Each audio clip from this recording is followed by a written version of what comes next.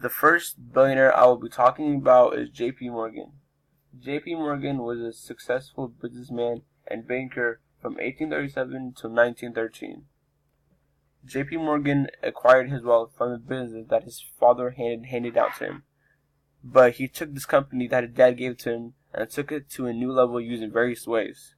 The first method that he used to take his company to a new level was when the Erie Railroad went bankrupt and J.P. Morgan bought it out, and now he owned half of America's railroad tracks, which was 100,000 miles, which made him the most powerful man in America. But in 1895, during one of the Great Depression, J.P. Morgan bailed out the federal government, which he did again in 1907. But J.P. Morgan was also infamous for creating monopolies through elimination of competition and the maximization of profit by slashing the workforce and reducing the wages. But he also did many great things like investing the majority of the money in the Panama Canal.